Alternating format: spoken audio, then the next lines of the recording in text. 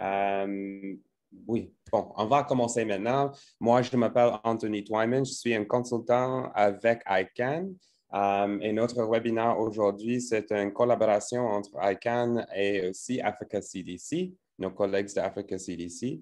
Puis aujourd'hui, on a deux présentateurs pour le webinaire. Le premier, c'est une mise à jour pour la situation épidémiologique sur le COVID-19 qui va être donnée par Dr. Tada de Africa CDC. Dr. Tada, vous avez la parole. Oui, merci Anthony. Merci pour l'accueil. Bonjour, bon après-midi. Je vais vous faire brièvement la présentation de la situation épidémiologique dans le monde, mais aussi en Afrique. Est-ce que...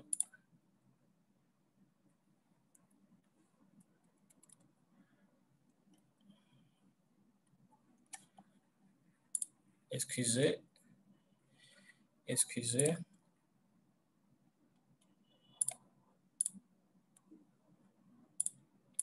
Une minute. Voilà.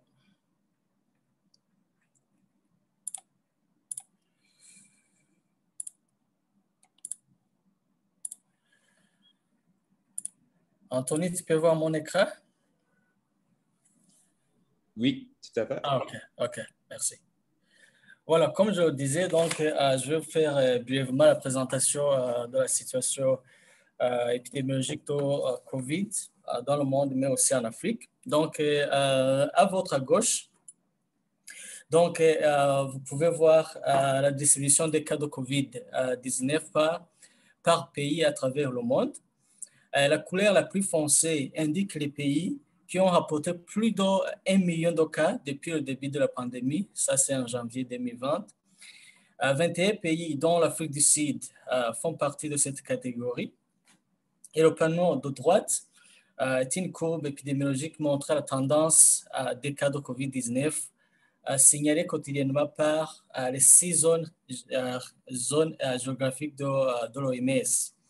Le nombre de cas signalés chaque jour dans le monde diminue, mais proportionnellement, la région des Amériques en jaune et la région, bien sûr, européenne en vert continuent de signaler le plus grand nombre de cas chaque jour. L'Afrique en rouge foncé représente 2,3% des nouveaux cas signalés au cours de la semaine dernière et 3,4% de tous les cas de COVID-19 signalés dans le monde. Alors, au niveau mondial, nous avons plus de 117 millions de cas confirmés et 2,6 millions de décès, soit un taux de létalité de 2,2%. Cette diapositive montre la situation de COVID-19 en Afrique au 12 mars 2021. Ça, c'est en vert.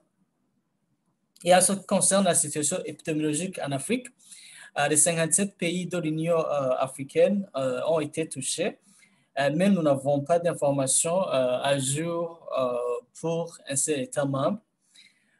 Ici, 45 États membres ont rapporté plus de 100 000 cas ou au moins. Et le graphique épidémiologique montre le nombre de nouveaux cas rapportés par jour. La ligne rouge est la moyenne mobile sur 7 jours qui donne une indication de la tendance des nouveaux cas. Le nombre de nouveaux cas signalés à travers le continent a continué de diminuer, bien sûr, la semaine dernière. Et les régions de l'Est et du Centre montrent actuellement une tendance à la hausse des nouveaux cas. Et au total, plus de 4 millions de cas ont été signalés, soit plus de 107 000 décès, avec bien sûr un taux de létalité de 0,7%. Parmi les cas signalés, il faut mentionner que 89% sont guéris.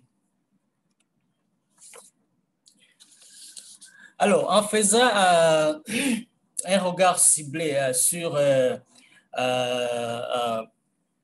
région de l'Afrique de l'Ouest, nous avons à peu près 12%, à 12% en moyenne de diminution par rapport aux cas qui ont été signalés dans les 4 semaines passées. Et si on fait un regard ciblé sur la Guinée, ça c'est au 12 mars, on constate que les cas d'Ebola, bien sûr, vous savez, c'est juste un rappel, ont commencé avec le 15 janvier. Et la même semaine, les cas de COVID-19 ont augmenté au cours de cette semaine. Et aussi, il faut rappeler que il y a eu une combination entre les efforts qui étaient déployés pour répondre à la fièvre, donc à la COVID-19, bien sûr combiné avec l'Ebola, aussi la fièvre jaune et la rougeole. Donc tout ça, ça peut être la raison qui ont fait donc l'augmentation des cas donc, dans cette semaine. Ici, il faut aussi mentionner que la majorité de ces cas ont été signalés à Conakry, qui est la capitale, et le groupe d'âge qui a été le plus touché, c'est entre 21 ans et 30 ans, et beaucoup plus sur les hommes. Maintenant, on n'a pas aucune information concernant, bien sûr, la présence de variants, mais ce qu'il faut signaler, c'est qu'il y avait manque d'adhésion aux mesures de santé publique sur les différentes épidémies. Cependant, il y a eu 4 mesures sociales et de santé publique qui ont été renforcées surtout au début du mois de mars, notamment le contrôle de voyages internationaux, la fermeture des lieux de travail, les restrictions sur les rassemblements, aussi les annulations d'événements publics. Mais on constate toujours l'indice de sévérité a augmenté aussi au mois de mars. Et aussi, il faut signaler que depuis le mois de mars, surtout le 10 mars, il y a eu le début de la vaccination pour la COVID. Ici, il faut signaler qu'il y a 5 991 personnes qui ont déjà reçu la première dose. Alors, quelles sont les recommandations? Il faut que des mesures supplémentaires en matière de personnel, ils sont très nécessaires en raison de la présence de l'autre épidémie, ça c'est l'Ebola. Par exemple, il faut déployer et former davantage des agents de santé communautaire pour soutenir la réponse à plusieurs épidémies. Et pour ce qui est alors des Seychelles, contrairement, c'est un pays dans la région Est, il y a aussi une augmentation. Il y a eu 4 mesures sociales et de santé publique ont été renforcées depuis janvier-février. Donc, ici, je mentionne donc, les voyages internationaux contrôlés, fermeture des écoles, restriction des rassemblements, restriction des événements publics. Mais aussi, il y a eu une augmentation de l'incidence de sévérité. Aussi, également, comme vous l'avez vu pour la Guinée, il faut mentionner qu'il y a eu le début de la vaccination contre la COVID. Ici, à peu près 80 729 vaccins ont été déjà donnés. C'est le vaccin Sinopharm. Ici, vous pouvez voir les différentes doses. Donc, la première dose, ce qui a été donné, deuxième dose, ce qui a été donné, avec bien sûr les différentes sortes de vaccins. Alors, quelles sont les recommandations pour les 2 pays? Donc, pour ce qui est de la Guinée, la capacité du personnel, bien sûr, de surveillance doit être évaluée et renforcée pour que les États membres soient en mesure de répondre à la fois à la COVID-19, à Ebola et bien sûr à toute autre épidémie. Il faut aussi la prévention des maladies infectieuses et les mesures sanitaires et phytosanitaires doivent être renforcées pour faire face aux 2 épidémies. Mais également, il faut former davantage les agents de santé communautaire, bien sûr, à la surveillance et à la communication des risques pour soutenir la réponse aux épidémies multiples. Parce que vous voyez que pour la Guinée, ce n'est plus l'épidémie de COVID qui sévit, mais aussi il y a l'Ebola, il y a d'autres épidémies. Donc, il faut que nos systèmes de santé soient à mesure d'être préparés pour répondre pas une seule épidémie, mais plusieurs. Alors, pour les Seychelles, les capacités, bien sûr, de surveillance de laboratoire doivent être renforcées pour pouvoir identifier et isoler les cas de manière adéquate, mais aussi une évaluation plus approfondie est très nécessaire pour comprendre ce qui fait défaut aux établissements de santé, étant donné que le nombre impressionnant, bien sûr, de cas positifs continue d'être identifié. Voilà, d'emblée, comme je l'ai introduit, c'était juste une brève description donc, de ce qui prévaut au niveau de l'Afrique, mais aussi au niveau mondial. Je vous remercie. À vous la parole. Merci beaucoup pour cette mise à jour. S'il te plaît, si vous avez des questions pour Dr. Tardy, écrivez-le dans la boîte de discussion et on va le répondre à la fin, pendant la discussion avec tout le monde. Bon, on va continuer avec l'agenda pour aujourd'hui. Notre prochain présentateur, c'est professeur Babacar Ndoye. Il est un médecin et professeur associé en microbiologie. Il est diplômé en microbiologie à l'Institut Pasteur de Paris, puis dans des hôpitaux militaires en France et à l'Institut de Faro à Marseille. Il a ensuite obtenu un diplôme en épidémiologie à l'Institut tropical suisse de Bâle et a également suivi un cours d'expertise en hygiène hospitalière à l'Institut Pasteur de Lille en France.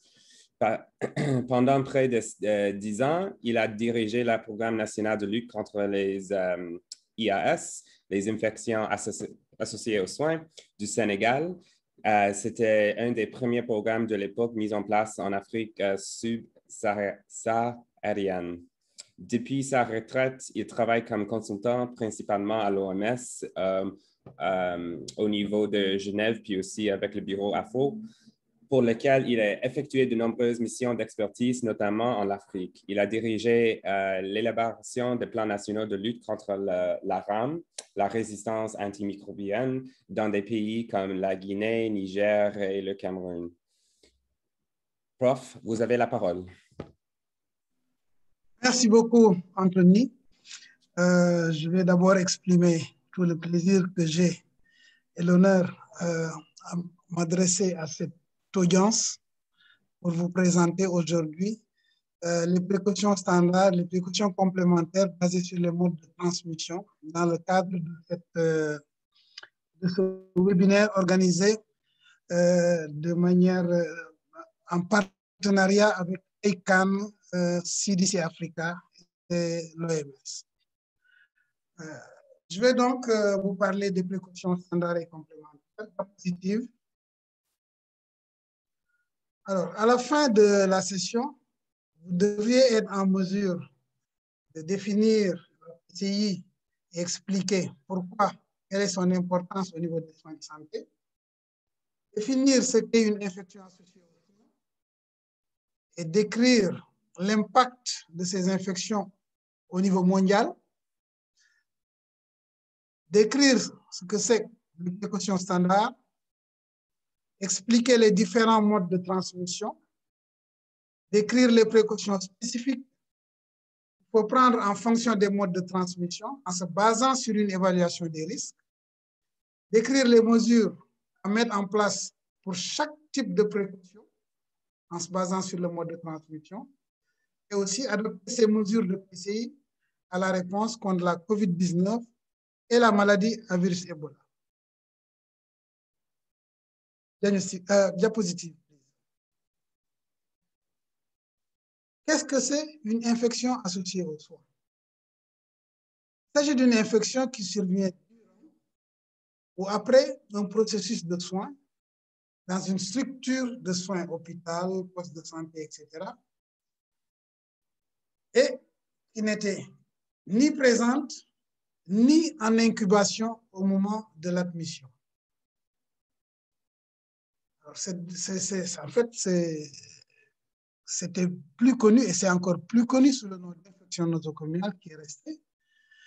Mais la définition a beaucoup évolué parce que infection nosocomiale ne disait pas beaucoup de choses. Alors, cette définition permet donc de lier l'infection aux soins. Cet IAS inclut les infections acquises dans les établissements de soins. Même les visiteurs sont concernés par les IAS. Au cours de la présentation, nous allons voir pourquoi les visiteurs peuvent être intéressés par ces IAS. Ces IAS peuvent apparaître après la sortie. Ces IAS doivent inclure aussi les infections qui surviennent chez le personnel de santé. Évidemment, le personnel de santé peut être victime d'infections communautaires. On parle d'infection professionnelle quand l'infection est associée aux soins. C'est-à-dire il y a une incubation qui est compatible avec l'infection en cours. Et il y a la notion de contact professionnel. Aucun pays, aucun établissement de soins, même dans les pays les plus avancés en matière de soins, ne peut se prévaloir d'être exempt du problème. Il s'agit donc d'un problème qui est universel. Diapositive. Problème universel, donc fardeau universel. Là, quelques chiffres à gauche et à droite aussi. Évidemment, la proportion est beaucoup plus élevée dans les pays en développement parce qu'ils n'ont pas encore mis en place un système performant de prévention et de contrôle des infections. Mais dans tous les cas, au niveau global, ces IAS sont à la base de maladies plus graves, souvent dues à des bactéries multirésistantes, qui sont donc plus difficiles à traiter. Les séjours restent donc prolongés. On peut avoir une invalidité de longue durée, des décès excessifs. Évidemment, tout cela engendre une charge financière supplémentaire, des coûts élevés et pour les patients et pour les familles. En fait, très rapidement, je vous dis une anecdote. Moi, je suis venu à la PCI à cause de ces coûts élevés pour les patients et pour les familles. Parce qu'en fait, très rapidement, je travaillais dans le laboratoire de microbiologie, mais j'étais tous les jours confronté à des infections à bactéries multirésistantes. Les antibiotiques n'étaient pas disponibles dans le pays. C'était des carbapénem en général. Parfois, ce n'était pas disponible. Les gens étaient obligés d'envoyer leur famille acheter dans les pays développés. Quand on calculait, parfois, j'arrivais à identifier le fait que le coût d'une infection était parfois supérieur au SMIC qui était en vigueur dans notre pays. C'est donc un problème extrêmement important. Et enfin, l'impact écologique, évidemment, avec un mésusage ou un surusage des antibiotiques, il y a une sélection des micro-organismes résistants, ce qui fait que ce problème d'infection à bactéries multirésistantes ne fait que empirer. Vous avez là quelques chiffres sur l'impact, que ce soit au niveau des patients, que ce soit au niveau de différents services en chirurgie, surtout en néonatologie, les infections chez les professionnels, les infections chez les femmes enceintes et le fardeau aussi des mauvaises pratiques d'injection, mauvaise sécurité des injections. Diapositive. Alors, qui est à risque de ces IAS? Comme vous le voyez sur cette diapositive, à partir du patient qui présente une infection, d'abord, quand on est au niveau du système sanitaire, tout le monde peut être infecté, que ce soit même les personnels de surface, les infirmières, les médecins et même les autres patients sont à risque. Et à partir de ces personnes qui peuvent s'infecter des patients, d'autres qui vont venir être en contact peuvent être infectés parce que ce sont des gens qui appartiennent à la communauté. Ils peuvent donc infecter aussi bien les gens qui sont chez eux que les gens qui viennent les visiter. Et donc, pour tout résumer, tout le monde est à risque. Diapositive.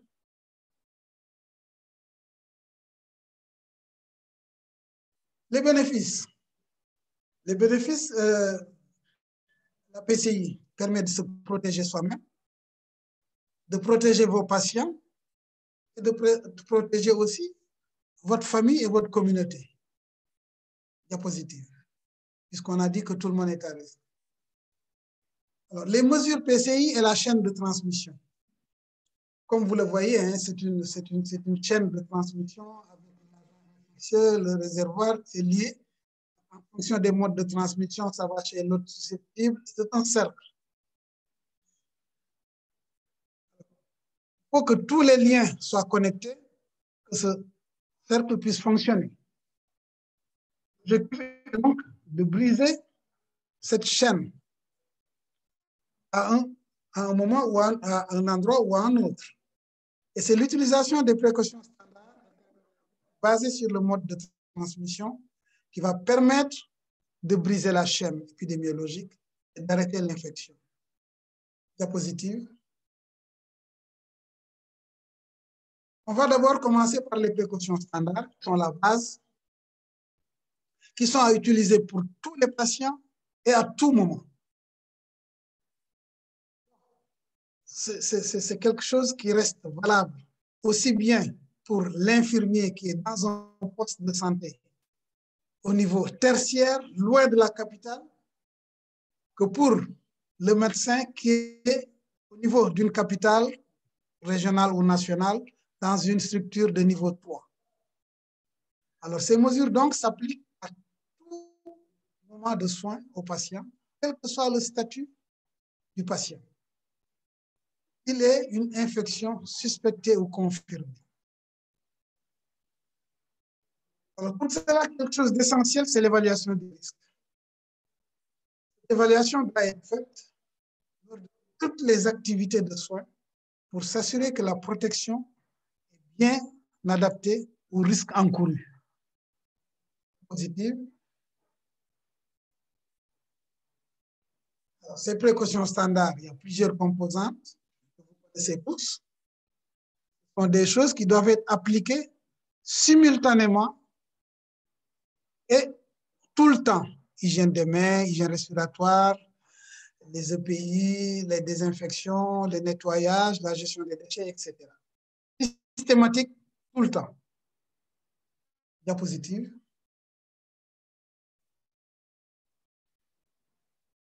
Et il faut aussi connaître et appliquer l'évaluation des risques. Ça va avec les soins. C'est systématique pour tous les aspects du travail pour identifier les dangers qui constituent les risques ou menaces pour la sécurité et la santé du personnel, des patients et des visiteurs. Je vais donner quelques définitions pour mieux clarifier tout cela. Diapositive. Alors, il y a une nuance entre danger et risque. Le danger est défini comme une situation, une circonstance susceptible d'entraîner ou de favoriser la survenue d'un événement non prévu et non souhaité. Il peut être également qualifié de problème. Donc, tous les indicateurs qui n'atteignent pas la cible établie doivent être considérés comme un danger potentiel. Cela veut dire qu'au niveau de votre structure sanitaire, il faut atteindre les normes requises. À chaque fois qu'une norme n'est pas en place, il y a danger. Alors, il est considéré comme risque tout ensemble de circonstances ou d'événements non souhaités se produisant en conséquence du danger. Donc, tous les dangers sont associés à des risques. Je vous donne un exemple concret. Surtout en ces moments de pandémie, d'épidémie, la norme, c'est de former le personnel, surtout à l'utilisation des EPI. Dans une structure sanitaire où le personnel est non formé ou mal formé à l'utilisation des EPI, il y a une norme qui n'est pas respectée, il y a danger. Et le risque, évidemment, c'est la contamination du personnel. Ce sont des choses qui arrivent souvent. Un autre danger, évidemment, c'est les ruptures en épidémie. Et le risque est le même, c'est la contamination du personnel. Cas positif. On revient maintenant sur l'évaluation des risques, qui doit comporter 5 étapes qui sont très simples. Il faut systématiquement et de tout le temps identifier les risques que vous connaissez maintenant. Identifier qui est à risque, c'est-à-dire qui n'est pas dans les normes, et évaluer quels sont les risques. Et quand on connaît les risques, il faut prendre les mesures à mettre en place. Et tout cela doit être systématiquement passé en revue. C'est une boucle qui continue. Diapositive. Alors, maintenant que vous connaissez et que vous maîtrisez, j'espère, ce que c'est précaution standard et évaluation des risques, on va passer aux précautions complémentaires. Ces précautions complémentaires, ce sont des choses qu'on additionne, puisque les précautions standards sont permanentes, qu'on additionne en fonction du risque, des risques qui sont identifiés. Donc, ce sont des précautions basées sur le mode de transmission et sont à prendre donc en fonction des risques suspectés. Il s'agit d'une prescription médicale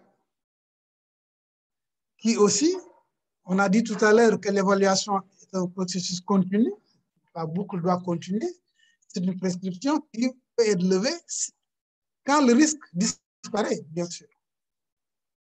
Alors, il y a 3 catégories de précautions.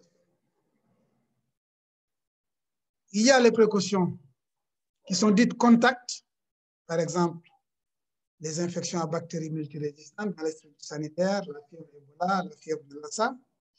Il y a ce qu'on appelle les précautions gouttelettes, comme le cas de la méningite. Il y a les précautions dites R, comme pour la tuberculose, la rougeole, comme vous le voyez. Donc, on peut avoir une combinaison de plusieurs types de transmission pour les mêmes maladies.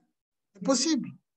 Par exemple, dans le cadre de la COVID-19, on dit qu'il y a la transmission par contact, mais il y a aussi la transmission par gouttelette. Diapositive. Alors, en plus des précautions standards, donc, il faut appliquer ces précautions complémentaires chez tous les patients qui sont suspectés d'avoir une infection confirmée par un agent pathogène hautement transmissible. Lorsque l'agent pathogène est important sur le plan épidémiologique, c'est le cas du virus Ebola, c'est le cas de la COVID. Lorsque les interventions médicales augmentent le risque de transmission d'un agent infectieux précis, ou lorsque la situation empêche l'application systématique des précautions standards. En fait, c'est des mesures de précaution. Quand on n'arrive pas à bien maîtriser les risques aussi, il faut prendre le maximum de précautions possibles. Diapositive. Quelles sont les composantes de ces précautions complémentaires? Comme vous le voyez sur le cercle qui est sur votre droite, nous avons un noyau qui est en vert, qui est constitué par les précautions standards que vous connaissez bien déjà. Mais en fonction du risque identifié, il faut ajouter une couche rouge qui sont les précautions complémentaires basées sur la transmission identifiée. Alors, on vous détaille. C'est quoi? Donc, les précautions complémentaires, ce sont les précautions standards, mais plusieurs interventions. Les interventions sont l'isolement, par exemple, dans une chambre simple. En fait, il faut avoir plusieurs salles. Souvent, dans nos structures en Afrique, nous n'avons pas ces possibilités d'isolement individuel. Et c'est pourquoi souvent c'est du cohortage qu'on fait. C'est-à-dire des patients qui ont la même infection, on les met ensemble. Il y a la signalisation qui consiste à mettre des signes qui permettent de savoir très tôt que ce patient est en isolement depuis gouttelette, etc. En fait, c'est un avertissement dans le cadre des soins. Il y a aussi l'utilisation des EPI, bien sûr. Il y a le fait de dédier du matériel à des patients bien précis. L'augmentation aussi du nettoyage, parce que l'environnement est souvent souillé. On peut aussi dédier du personnel, bien sûr. Il y a la limite des déplacements des patients, tout ça pour éviter la dissémination des micro-organismes. Il y a une communication nécessaire. La signalisation fait partie de cette communication. Il y a une communication envers le patient qui doit comprendre ses problèmes. Il doit pouvoir comprendre pourquoi on lui limite le déplacement, pourquoi on l'isole. Il y a la communication envers la famille. Il doit aussi comprendre ces choses. Et enfin, on a le diagnostic et le suivi biologique. C'est une prescription médicale qui peut être levée quand le risque disparaît. Positif.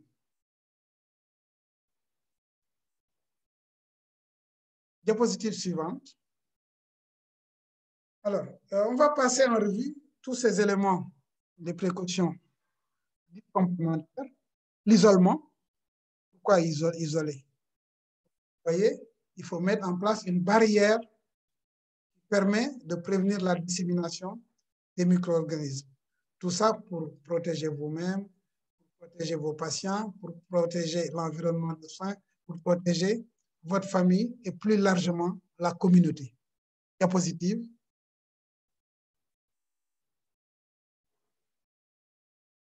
Alors, on va commencer par le premier type de précaution complémentaire qui est les précautions contact.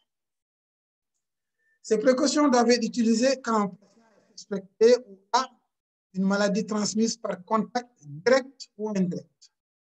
Alors, le contact direct survient par le toucher, quand on touche un individu. C'est le cas dans des maladies comme le choléra, comme la maladie à virus Ebola, comme quand on draine une plaie. Alors que le contact indirect, c'est quand les micro-organismes sont transférés à travers des objets ou des surfaces et contaminent ces objets ou ces surfaces. Exemple, un matériel utilisé sur un patient sans désinfection va être utilisé sur un deuxième patient. Alors, dans cette contamination indirecte par l'intermédiaire des surfaces, que ces surfaces soient animées ou inanimées, le rôle des mains contaminées est crucial,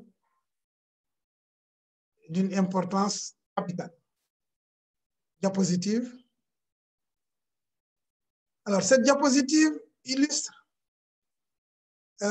l'important rôle que jouent les mains dans les contaminations indirectes, par contact indirect. Alors, sur cette diapo, vous voyez en rouge les mains des professionnels soignants. Ce sont des mains qui sont souvent contaminées parce que ce sont des mains qui touchent tout dans le niveau de l'environnement de soins. Et il y a une relation, entre toutes ces différents, les patients, les visiteurs, le matériel chirurgical, l'environnement patient, l'environnement de soins. Et le lien, ce sont les mains.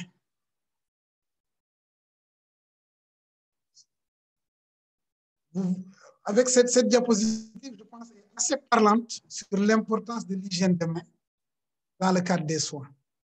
Mais elle peut aussi donner une idée de l'importance de l'hygiène des mains, même dans la communauté, en cas d'épidémie. Diapositive. Pour la signalisation, ce sont des signes, donc, que l'on met de manière bien visible sur le dossier du patient, sur la porte de la chambre d'hospitalisation, etc., pour avertir que ce sont des patients qui sont en isolement. Pour l'isolement contact, vous voyez, il y a l'hygiène des mains avant et après, il y a le port des EPI. Ici, c'est surtout la blouse, les gants qui sont nécessaires, les équipements dédiés, et les limitations au niveau des mouvements et le renforcement du bio-nettoyage. Diapositive. Les composantes de ces précautions contact. Il y a des recommandations qui s'adressent au personnel de santé. Il y a des recommandations aux visiteurs, les soignants en général, le transport des patients aussi. Pour les personnels de santé, la mise en place d'une signalisation sur des endroits visibles. Avant d'entrer dans l'environnement du patient ou d'entrer en contact avec le patient, il faut pratiquer l'hygiène des mains, mettre les EPI qui sont indiqués par rapport à la précaution complémentaire. Après le contact avec le patient ou son environnement, il faut enlever les EPI selon les protocoles en vigueur. En fait, ça c'est crucial, c'est une activité cruciale, le fait d'enlever les EPI. Parce que quand on traite un patient qui a une maladie infectieuse, en général, les EPI sont contaminés. Surtout les parties qui sont en avant, qui sont extérieures. Donc, la pratique de l'hygiène des mains entre différentes séquences pour enlever les EPI est absolument cruciale parce que c'est souvent lors du retrait des EPI que l'on peut se contaminer. Alors, évidemment, les EPI dépendent du type. Il faut dédier, si possible, les équipements comme les thermomètres, stéthoscopes, glutomètres, etc. Et il faut non seulement assurer la compliance par rapport au protocole de nettoyage et de désinfection, mais il faut les renforcer. Pour les visiteurs, pratiquer l'hygiène des mains, il faut aussi comprendre les précautions, ainsi que les raisons de leur mise en place. L'importance de la communication lors des isolements. Pour les soignants, hygiène des mains avant et après la visite, se conformer aux précautions lors des soins. Et ça dépend des ressources humaines. Il est recommandé de dédier des soignants à des patients, ou en tout cas à des zones où les patients sont isolés. Et dans ces cas, si c'est fait, ces personnels ne doivent même pas aller dans les autres zones où il n'y a pas de patient atteint, où il n'y a pas de patient atteint de la maladie. Alors, pour le transport des patients, il faut notifier les précautions aux services qui doivent recevoir le patient, s'assurer que les mains du patient sont propres, c'est-à-dire qu'il fait l'hygiène des mains, et aussi que même ses habits doivent être propres parce que, en fait, le patient et tout son environnement sont considérés comme contaminés. Diapositive.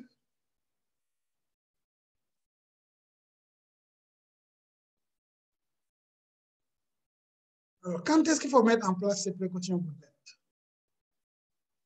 Quand un patient est suspecté, évidemment, d'avoir une maladie qui se transmet par gouttelette, la méningite, ces gouttelettes sont émises par la toux et les bronchioles.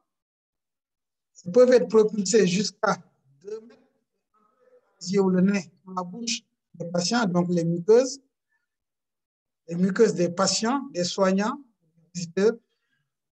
Excusez-moi. Ces gouttelettes peuvent aussi tomber sur des surfaces de l'environnement immédiat, favorisant la transmission par contact indirect. C'est pourquoi dans certaines maladies, on a une transmission directe par les gouttelettes, mais on a aussi une transmission indirecte quand les mains, en particulier, touchent ces surfaces contaminées. Positive. Les signalements.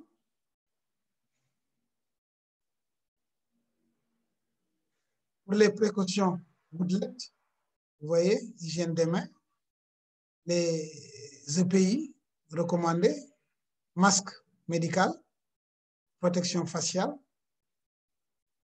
les équipements dédiés, les limites au niveau des mouvements des patients et le renforcement du nettoyage.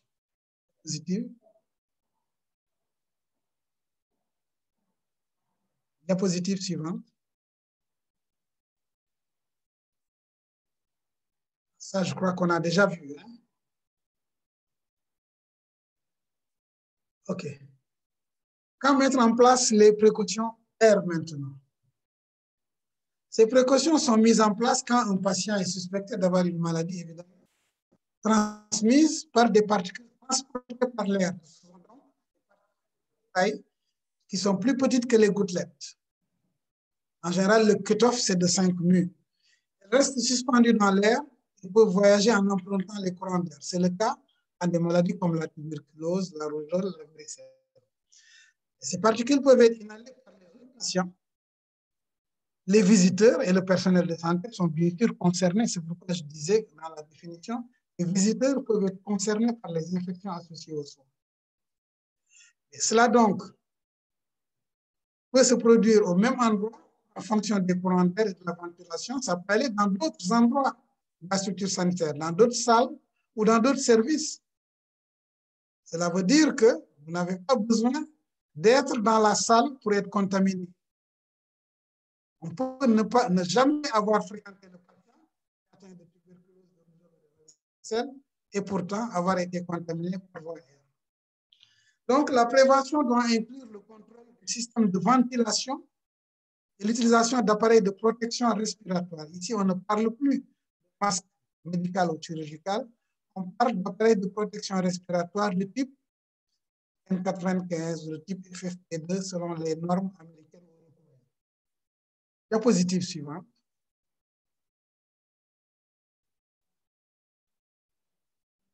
Exemple de signalisation pour les R. Vous voyez, c'est pour attirer l'attention. Isolement, de type R. Ici, comme au pays, vous voyez que c'est un appareil de type de protection respiratoire type FFP2, probablement. Le matériel dédié aux patients, les limites de déplacement, les patients limités dans leur déplacement, le renforcement du nettoyage, et ici, il faut fermer la porte parce que c'est transmission R. Diapositive. Alors, les précautions R, les composantes, il y a des choses qui viennent s'y ajouter. Au niveau du personnel de santé, ce ne sont pas les mêmes EPI.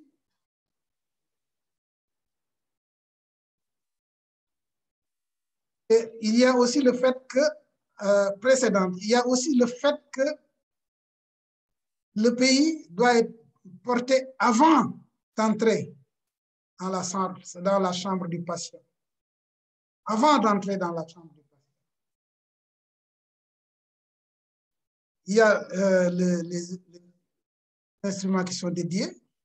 Il y a les protocoles de nettoyage et d'isolement. Il faut renforcer. Pour les visiteurs, il faut aussi mettre un masque et une protection oculaire. Et c'est à peu près les mêmes. Pour les soignants, précaution R à respecter. Là aussi, c'est le même problème avec le personnel dédié. Les transports du patient aussi. Il faut que le malade porte un masque. Positive. Alors, pour la ventilation naturelle, dans le cadre des précautions R, il y a deux options. Pour l'option 1, il faut installer un ventilateur ou une autre option portable qui va diriger le courant d'air vers l'extérieur de la chambre. Et en même temps, on peut garder les portes ouvertes. Les fenêtres ouvertes et la porte de la chambre fermée. Parce que les germes vont sortir par la fenêtre qui est ouverte. L'option 2, quand on n'a pas de système de ventilation, on garde, il faut ouvrir, portes et fenêtres. Mais dans ce cas, il faudra qu'elle donne directement sur l'extérieur. Autrement, au minimum, garder la porte fermée. Comme ça, l'air va sortir de la fenêtre qui est hautement située. Les fenêtres doivent être hautement situées et la libération de l'air se fait en haut. Diapositive suivante. Alors, c'est une illustration d'une personne qui éternue, d'un patient qui éternue ou qui parle. Évidemment, quand on éternue, il y a beaucoup de particules. Et qu'est-ce qui est émis par ce patient? Le patient va émettre, en fait, c'est une classification en deux types de particules. Les petites particules, on va dire que ce sont des particules long courrier qui sont donc, on peut dire, les particules flottantes parce que c'est des particules toutes petites qu'on appelle droplets nucléi. Ce sont des gouttelettes séchées qui peuvent donc survoler au gré des courants d'air et qui sédimentent très lentement. Une particule de cette taille mettra des heures pour sédimenter au niveau du sol. Alors, ce sont des particules que l'on trouve dans le cadre de maladies comme la tuberculose, la varicelle et la rougeole. Donc, c'est long courrier. On en parle dans le cadre des maladies à transmission air. De notre côté, on a les grosses particules qui sont supérieures à 5 microns, qui sont donc des particules lourdes et qui tombent devant le patient en principe. Le fait que ce sont des grosses particules, leur poids fait qu'ils tombent pas loin. C'est le cas. Et ce sont donc, on appelle des courts courriers, et c'est ce que l'on observe dans les maladies streptocoque A, la grippe, méningo. Dans le cadre de la COVID-19, je ne vais pas trop y étendre, il y a beaucoup de discussions qui sont effectuées dans le cadre de la COVID-19 avec la transmission air, possible ou pas. En tout cas, ce qu'on peut dire, c'est que la ventilation joue un rôle extrêmement important dans le cadre de cette COVID, de la prévention de cette COVID-19. Diapositive. Alors, maintenant que vous connaissez ce qui est précaution standard, précaution complémentaire, nous avons des défis avec la coexistence des deux maladies en Guinée, en RDC. Alors, ces défis se présentent à tous les niveaux, aussi bien au niveau communautaire qu'au niveau des établissements. Au niveau communautaire, il y a certainement des difficultés, il y a des efforts supplémentaires à faire pour la communication, une communication claire, surtout envers les communautés, envers les travailleurs de la santé communautaire, pour que les messages soient clairs et qui permettent un engagement efficace des populations. Parce que sans engagement efficace des populations, la prévention au niveau communautaire est très compliquée, très compliquée. Qu'en est-il au niveau des établissements de soins? Ce qu'on peut dire, c'est qu'il faut systématiquement mettre une structure de triage à l'entrée de tous les établissements. Et il faut aussi deux circuits bien différenciés pour l'isolement, la prise en charge des cas avec un personnel dédié pour chacune des deux pathologies. Diapositive. Alors, comme on peut le voir ici, ces deux maladies où les précautions complémentaires sont différentes. Donc, ce ne sont pas les mêmes EPI. Vous voyez à droite, il faut full PPI pour éviter tout contact avec le personnel de liquide biologique avec le personnel. Donc, c'est pour Ebola. Alors que pour COVID-19, vous voyez que ce n'est pas full PPI parce qu'on peut voir certains aspects. Tout n'est pas obligatoire.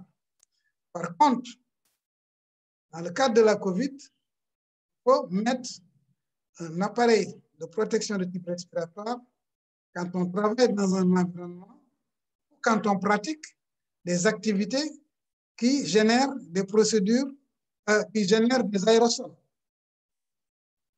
Diapositive. Voilà donc ce que je pouvais dire jusqu'à présent et je reste disponible pour toute question ou éventuelle explication sur un point bien précis. Merci à vous, Anthony.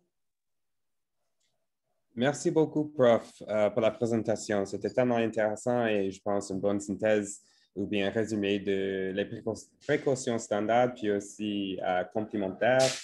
Dans le contexte de la pandémie, puis en même temps, l'épidémie d'Ebola, c'est important de revoir ce résumé parce qu'on sait que les interventions que vous avez présentées aujourd'hui sont les bases et on peut les appliquer à n'importe quelle situation. Et c'est pour ça aussi, on a juste mis la dernière diapo sur Ebola puis le COVID-19, juste pour renforcer l'idée que tout est... bon, tout fait partie de la même chose, mais ça dépend de la maladie ou bien la menace devant vous que détermine les EPI que vous avez requis. Bon, je vois qu'il y a des questions. On va commencer un peu la discussion. Je vais dire que notre collègue Danica Gomez de CDC est avec nous aussi. Merci, Danica, pour être ici. Je vais regarder les questions et je vois que quelques-uns de vous ont demandé pour les présentations. N'inquiétez pas, on va vous donner les présentations après le webinaire. J'espère que mon collègue Susan d'Africa CDC va envoyer par email, mais seulement après la fin du webinaire. Bon. Il y a une question ici pour Dr. Tadi sur la situation épidémiologique. Le premier, c'est quelles sont les causes de la diminution des cas en Afrique? Et la deuxième partie, c'est compte tenu de la résidence communautaire observée en Afrique, peut faire confiance à la situation épidémiologique pour mener les activités. Est-ce que tu veux répondre, Dr. Tadi? Oui, merci Anthony pour les questions. Je vais essayer de répondre. Je vais commencer par la deuxième question. Donc, oui, effectivement, il y a un risque de la résistance à la vaccination, surtout pour les populations africaines. C'est pour cela que l'engagement communautaire est très nécessaire, surtout en cette période de la vaccination contre la COVID, mais aussi l'engagement communautaire pour les autres vaccins. Ici, les stratégies qu'Africa CDC a déjà mises en place, c'est de pouvoir déployer les agents de santé communautaire dans différents pays. Ici, un peu partout sur le continent, il y a différents agents de santé communautaire et jusqu'à ce jour, on a à peu près 17 000 agents de santé communautaire qui sont déployés sur le continent. Auparavant, l'objectif, c'était de pouvoir faire la recherche active des cas de COVID-19, le suivi des contacts, mais avec, bien sûr, cette vaccination, beaucoup d'efforts doivent être mis sur l'engagement communautaire.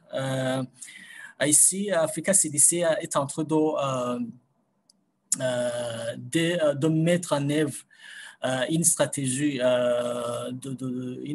africaine d'engager les communautés par rapport à la prise de la vaccination contre COVID-19. Donc ici, bien sûr, pas seulement les agents de santé communautaire, mais aussi d'autres professionnels de la santé. Il faut que cet aspect soit plus renforcé. Ici, si je parle des agents de santé communautaire, Africa CDC considère un agent de santé communautaire comme étant quelqu'un qui habite dans la communauté donc, où elle va servir. Donc, ça va faciliter la tâche beaucoup plus que la personne est déjà connue dans la communauté. Donc, la personne a déjà la confiance de la communauté. Donc, il est un peu facile pour lui de pouvoir donner le message soit un peu reçu par sa communauté. Alors, pour ce qui est de la deuxième question, qui demande pourquoi est-ce que il y a la diminution des cas de COVID en Afrique. Premièrement, dans ma présentation, je vous ai montré que la présentation dont je vous ai donnée, il y avait 45 pays qui avaient donné les données. Ici, donc ça peut que soit c'est lié à ce que les autres pays n'avaient pas donné, n'avaient pas fait le rapport des données donc dans les pays.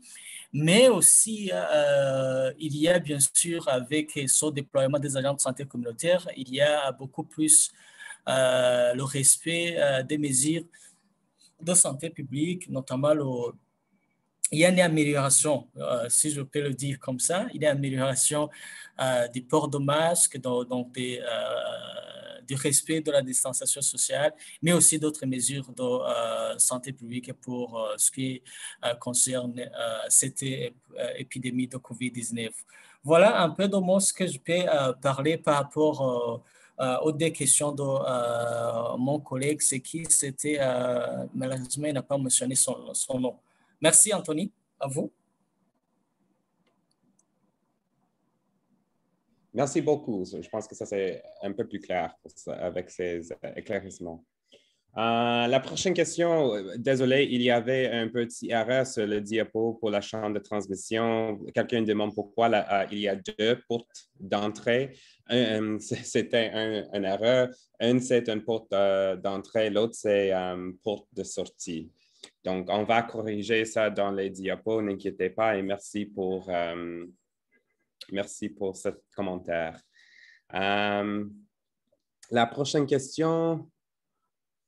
OK, bonjour à tous. Peut-on avoir plus de précision sur les précautions standards? Est-ce que les précautions standards ne se limitent qu'au lavage des mains et le port des blouses? Babacar, est-ce que tu veux ajouter à ça? Oui, il y a une diapositive qui, je ne suis pas, parce que vous savez lire, hein, il y a une diapositive qui énumère les précautions standards.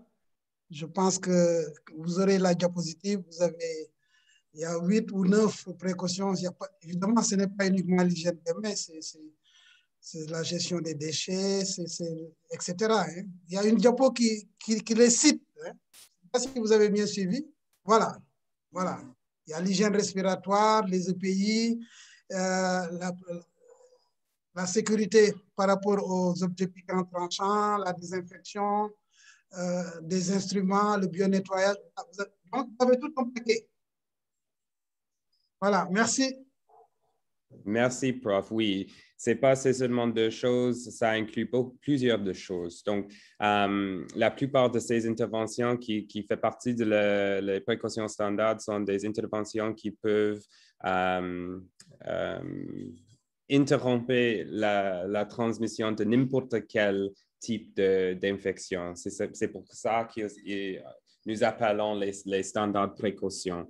Les précautions complémentaires sont ajoutées quand il y a une suspicion ou bien la confirmation d'une maladie spécifique qui se transmet par une voie connue. C'est pour ça qu'on ajoute ça comme supplémentaire, quoi. OK, oui, la prochaine... Et si je peux juste ajouter, Anthony? Oui. Comme vous avez dit, c'est pour toutes les maladies, mais c'est important aussi de, comment dire, souligner que les précautions standards doivent être respectées pour tous les patients. Donc, toutes les personnes qui sont malades, il faut toujours penser à les précautions standards. Même si tu n'as pas de souci d'une maladie infectieuse, les précautions standards doivent toujours être respectées parce qu'on ne sait jamais s'il y a une maladie infectieuse chez nos nos patients. Donc, c'est ça la grande différence quand dans ma tête, ma propre tête, c'est comme ça que je fais la différence entre les précautions standards. C'est pour tous les malades. Donc, c'est tout. Disons que c'est systématique, pour résumer. Exactement. Merci, Tanaka. Et tu peux ajouter, merci pour cet commentaire complémentaire. Merci. Puis la prochaine ici, je pense que c'est la même question, presque à base des exemples parallèles, expliquer la différence entre ces deux théories, précaution standard et complémentaire. Je pense qu'on vient de répondre à ça. Si c'est encore pas très clair, s'il te plaît, mis la question dans la boîte de discussion. La prochaine ici, avec l'évolution de la pandémie, je suis convaincu que le renforcement du système de santé et l'engagement communautaire doivent constituer des priorités pour nos programmes. Et donc, des efforts des gouvernements et des partenaires devront être orientés dans ce sens, améliorer le système de santé. Bon, ouais, c'est ça le but, effectivement. Ce n'est pas toujours facile à faire, mais peut-être un de mes collègues voulait ajouter quelque chose sur ça, peut-être partager un peu de vos expériences que vous avez eues pendant vos missions avec les différents partenaires. Je ne sais pas, Babacar ou Danaka, tu veux ajouter? Bon, ben, je crois que ça, je pense que l'OMS, les autorités nationales de santé publique des différents pays l'ont bien compris.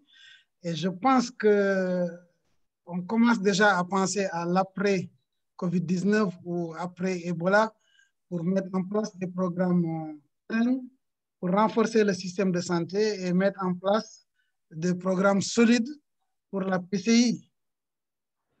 Je pense que c'est bien compris, c'est parmi les leçons apprises depuis ces dernières années avec les différentes pandémies. À vous. Merci, Prof. Danica? Oui, je suis tout à fait d'accord. Je peux dire que la PCI, c'est une spécialité qui prend beaucoup de temps à établir et de faire une bonne pérennisation. Donc, je suis tout à fait d'accord que ça doit être quelque chose qui est inclus et priorisé au niveau national, pas non seulement au niveau des établissements de santé. Mais c'est très souvent, on voit que c'est les pandémies ou bien les épidémies qui mettent la PCA comment dire, à priorisation. Donc, je suis tout à fait d'accord avec ce qu'on a dit dans les commentaires, ce que Prof. Babacar a dit, que même après, donc maintenant on a commencé des programmes pour renforcer la PCA, il faut continuer même après les épidémies et la pandémie est finie. Sinon, on va recommencer au début lorsque on approche la prochaine épidémie. Donc, c'est très, très important d'avoir un bon système au niveau national parce que la PCA prend du temps à vraiment établir et pérenniser. C'est tout. Merci. Merci à vous deux. Anthony? Ah oui, allons-y. Oui, merci. Oui, effectivement, le collègue a bien dit, il faut le renforcement des systèmes sanitaires, en l'occurrence la PCI, mais aussi le programme des agents de santé communautaire parce que, comme vous le voyez, aucune épidémie ne peut être contrôlée à moins qu'elle est contrôlée au niveau communautaire. Donc, il a parlé de travail entre partenaires. Ici, pour ce qui est des agents de santé communautaire, nous avons un groupe de travail technique pour les agents de santé communautaire où beaucoup je dirais pas tous les partenaires, mais beaucoup de partenaires sont invités donc à parler de, bien sûr, il y a Africa CDC, il y a l'UNICEF, il y a l'ONU-SIDA, il y a d'autres, Last Mile Health, il y a d'autres partenaires qui sont plus impliqués pour essayer de travailler ensemble, mais bien sûr amener des solutions qui puissent être faire que les agents de santé communautaire soient premièrement intégrés dans les je dirais, ministères de la Santé, parce que ce qu'on a constaté, c'est que ces programmes ne sont pas ni premièrement reconnus. Donc, il y a certains pays où ces programmes sont reconnus et aussi ni intégrés, mais aussi il n'y a pas d'harmonisation. Disons, un agent de santé communautaire, il est formé peut-être sur quelques aspects, disons le VIH, le malaria, mais où tu peux trouver aussi qu'il y a plusieurs partenaires dans un seul pays et ce partenaire, il n'y a pas de collaboration. Donc, il y a beaucoup de choses à faire pour que ces programmes soient premièrement reconnus, renforcés pour que toutes les épidémies qui puissent frapper un pays, donc ce personnel soit prêt, bien sûr, à intervenir. Donc, ici, le travail continue et on espère que, bien sûr, avec le soutien du leadership, parce que si le leadership est impliqué, on peut vraiment espérer que ce personnel sera bien formé, mais aussi sera reconnu, mais aussi sera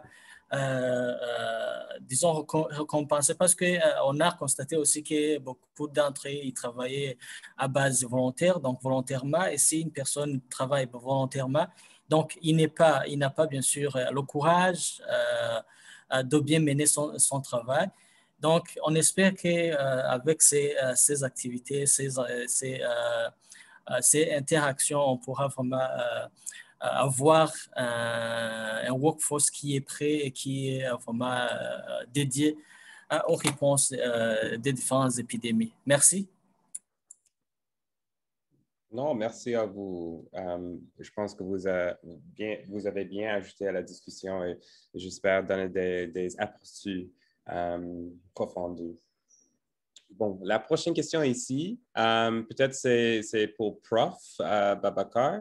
Je remercie Prof. pour cette brillante présentation. J'ai juste une observation par rapport au IAS. Je pense que quand on parle des IAS, il faut penser aussi aux soins délivrés à domicile qui présentent les mêmes risques à la fois pour les patients et pour les soignants. Cela nécessite de revoir la définition car les IAS peuvent survenir n'importe où, pas dans un établissement de soins seulement. Bon, je vais donner cette question à Prof. Oui, merci beaucoup, Anthony. En fait, ces infections qui peuvent survenir à l'occasion de soins à domicile sont parfaitement bien prises en compte par la définition. Si un professionnel reconnu fait des soins à domicile, il y a une infection, c'est une infection associée aux soins. Je vais même aller plus loin. Si dans un pays, il y a des guérisseurs, la médecine traditionnelle est reconnue, il y a un service de médecine traditionnelle, et que ce service de médecine traditionnelle est un système de santé officiel, quelqu'un qui est soigné par ce guérisseur reconnu, c'est une infection associée aux soins.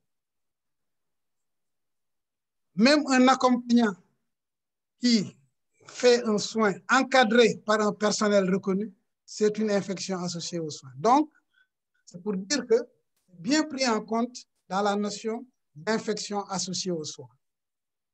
À vous. Oui, merci, Prof. Et c'est important d'avoir les définitions qui sont très claires parce que pour la surveillance des IAS, c'est important de distinguer la location. C'est pour ça qu'on utilise la définition qui était présentée aujourd'hui par rapport au niveau des établissements de soins parce que nous principalement, nous faisons la surveillance des IAS dans les établissements de soins parce que c'est un environnement où nous pouvons intervenir et prévenir les infections. C'est vrai qu'il y a des risques au niveau des domiciles aussi, ça existe, mais c'est plus difficile pour des prestataires ou bien un établissement de soins de prévenir ça. Donc, on doit distinguer un peu la différence des environnements, mais c'est-à-dire que c'est important au niveau des établissements, mais aussi au niveau des domiciles. Mais pour le système de santé, ils doivent focaliser leur attention seulement dans les établissements de soins. Mais ça inclut des fois aussi si des prestataires qui vont faire des visites à domicile. C'est important que nous faisons des formations pour eux. On donne des équipements pour qu'ils fassent les actes sûrs et tout ça. Il fait partie de la système, mais des fois, c'est difficile de vraiment faire la surveillance dans ces environnements parce qu'il y a plusieurs facteurs qui peuvent être bon, ça fait difficile de faire l'interprétation à la fin. Donc, c'est pour ça que normalement, c'est définir comme les établissements de soins. Bon, si on peut continuer, il y a une question ici d'un collègue. Préciser la notion d'infection croisée dans le cadre des IAS. Bon, est-ce que tu veux ajouter quelque chose de plus, Babacar? Oui, la transmission croisée, c'est une notion qui permet de dire que tout le monde a un risque d'IAS. Il y a transmission croisée quand, par exemple, il y a un patient atteint d'une IAS qui va infecter un patient B. Ce patient B aussi peut aussi infecter un patient C qui peut infecter un patient D. Donc, c'est une transmission qui va aller dans tous les sens. Ce n'est pas uniquement unidirectionnel. Un patient infecté par un autre peut aller à son tour infecter d'autres. C'est ça la transmission croisée. Ça symbolise le fait que tout le monde est à risque. Au revoir. Merci, Prof. Je pense que la prochaine question, c'est peut-être c'est pour Danica. Actuellement, la transmission de la COVID-19 par les aérosols est-elle bien établie? Danica, est-ce que tu veux répondre aux questions sur ça? Oui, je peux dire quelques mots. C'est une bonne question. On sait que ça fait pas longtemps qu'on a ce virus sur Terre, mais je crois qu'il y a, si je peux dire, beaucoup d'évidences sont basées sur les coronavirus au passé, comme le SARS et le MERS. Donc, il y a d'évidence que les autres coronavirus peuvent être transmis par la voie aérienne, par les aérosols. Donc, je crois que surtout au début de la pandémie, on a utilisé l'évidence et l'expérience qu'on a eue avec les autres coronavirus et les autres outbreaks. Et si je peux dire, je crois qu'il y a quelques évidences qui sortent maintenant avec pour bien établir si le COVID-19 peut être transmis par les aérosols. Mais ce que je peux dire, c'est selon l'évidence des autres coronavirus qui sont dans la même famille que le COVID-19, je crois que c'est bien établi qu'il y a la possibilité de transmission par les aérosols. Et je peux souligner que c'est bien recommandé même au niveau de l'OMS que les agents de santé, s'il y a une procédure qui peut générer les aérosols, il faut bien utiliser les PPE, les EPI pour la précaution aérienne. Donc, j'espère que c'est clair. Les recommandations sont bien établies à ce moment-là, que s'il y a une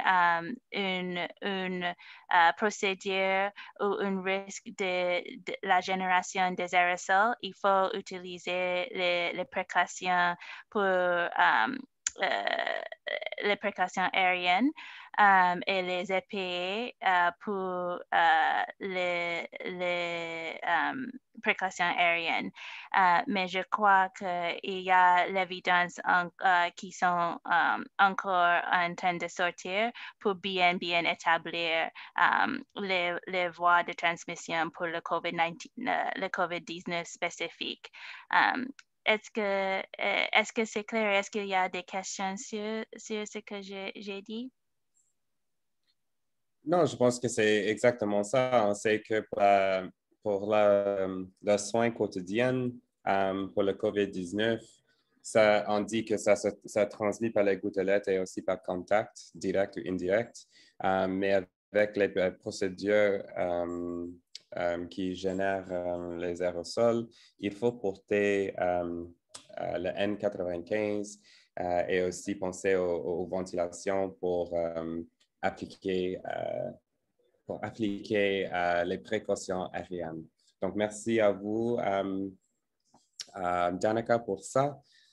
On va continuer avec les questions ici.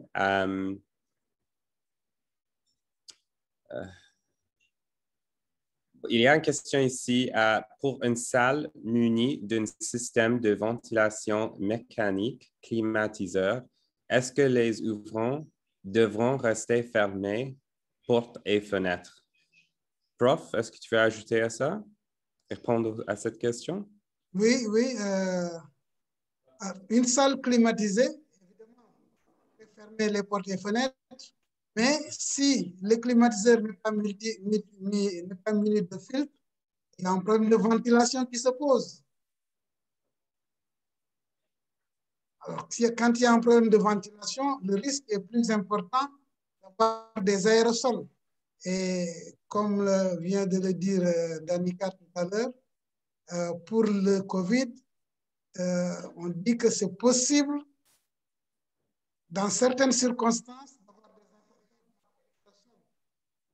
infections. Ce qu'il faut recommander, c'est de ne pas utiliser les climatiseurs, les portes et fenêtres dans le cadre. C'est ce que l'on peut recommander. Voilà ce que je peux ajouter. Merci, Prof. La prochaine question, je vais donner ça à Dr. Tadi. Peut-être tu peux donner des mots sur le point de vue de Africa CDC et peut-être après Danica. La majorité des soignants en Afrique n'ont pas des connaissances pratiques en PCI. Les structures de soins n'ont pas de budget suffisant pour se procurer des EPI. Qu'envisagez-vous pour soutenir ces pauvres soignants? Je sais que ça, c'est une grande question. On sait que aussi, ça, c'est la réalité, mais c'est pour ça que nous faisons ce webinaire hebdomadaire pour donner un peu de formation pour les soignants. C'est seulement une intervention, mais on sait qu'avec nos partenaires qui sont ici, nous faisons beaucoup de différentes choses pour renforcer la capacité au niveau du terrain pour les soignants. Mais peut-être, Dr. Tadi, est-ce que tu veux ajouter à la discussion sur ça, comment vous renforcez la capacité des prestataires? Peut-être donner une synthèse ou bien un exemple de votre travail?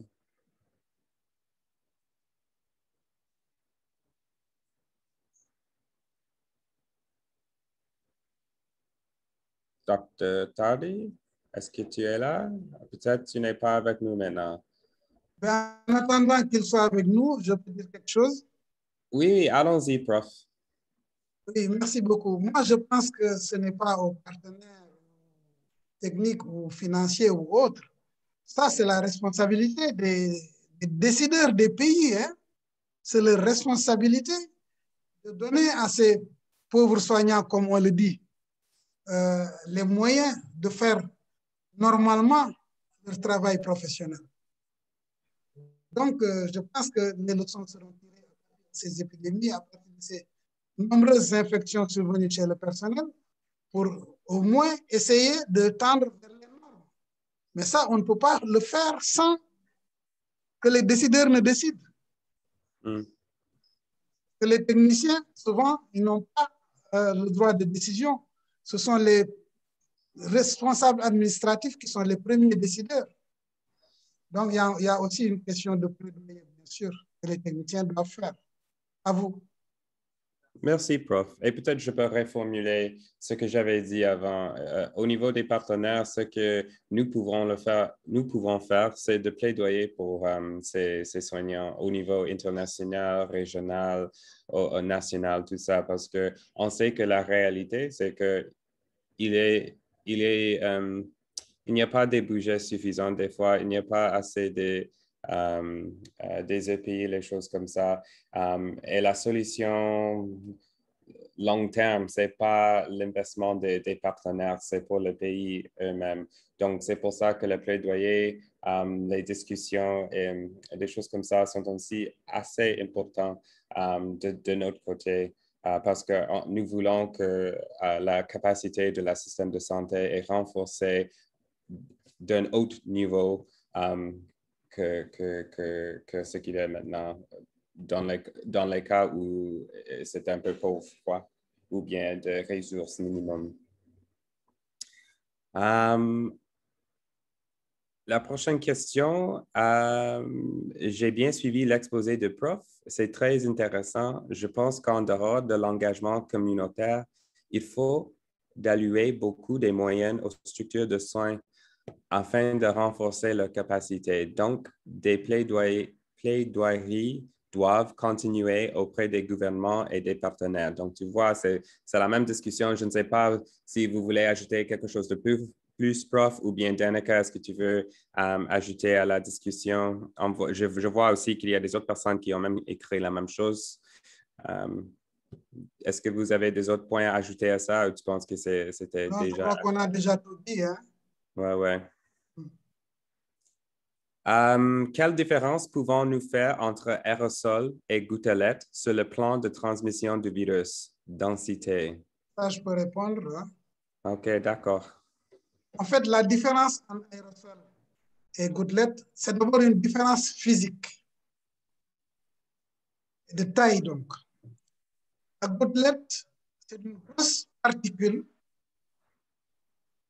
et le poids, du fait de la grosseur, le poids fait que ça ne va pas loin, ça tombe, ça sédimente autour du malade qui émet la gouttelette.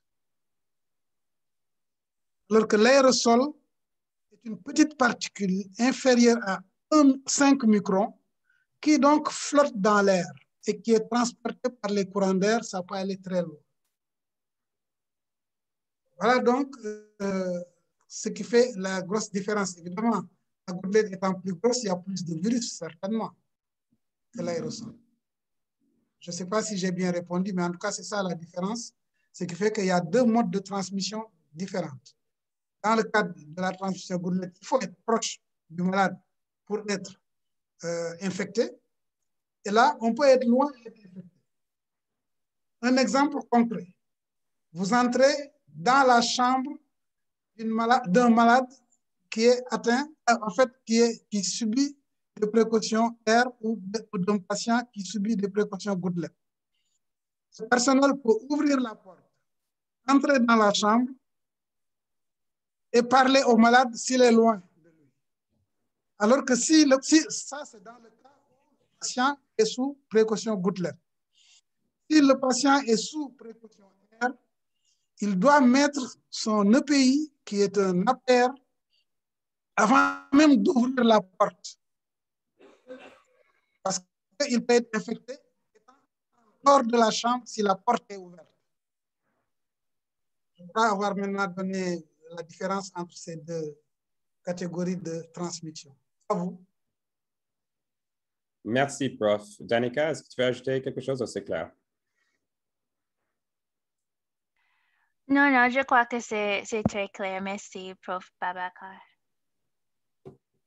On va faire une dernière question ici avant de la clôture du webinaire.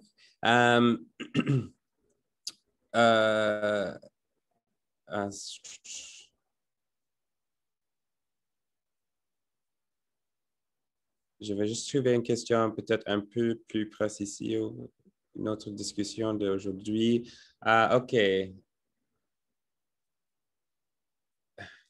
C'est pas exactement la même chose. OK, s'il vous plaît, je n'ai pas bien cerné la différence dans les EPI pour COVID et Ebola. Bien vouloir expliquer, s'il vous plaît, merci. Je vais partager l'écran avec le diapo parce que je pense que ça va aider un peu la discussion. Est-ce que tu vois mon écran?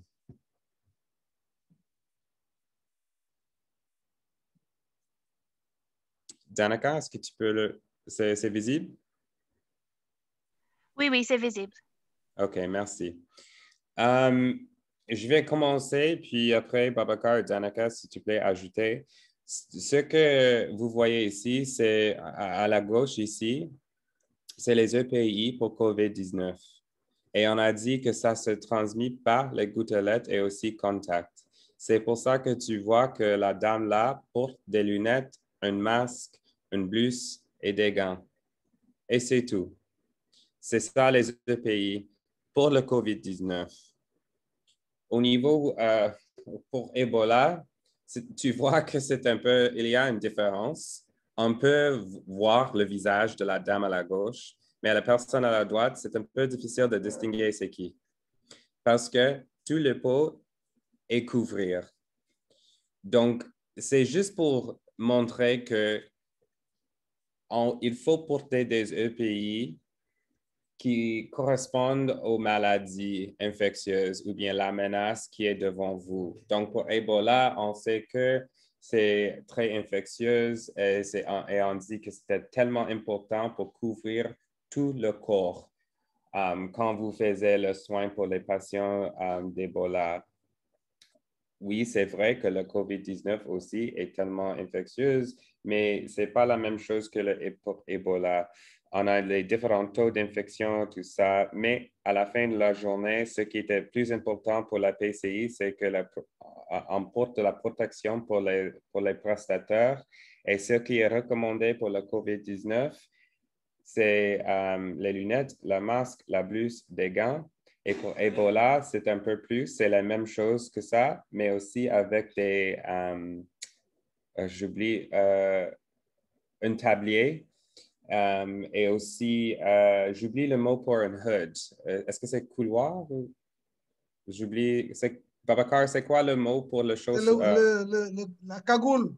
Cagoule, merci. Une cagoule aussi. Et aussi une deuxième paire de gants. Donc, et aussi, il y a des bottes aussi, mais ils ne sont pas dans la photo là. Mais c'est juste pour montrer qu'il y a une différence. On sait qu'il y a deux épidémies qui existent maintenant dans le... Bon, il n'y a plus que deux épidémies, mais ce que nous...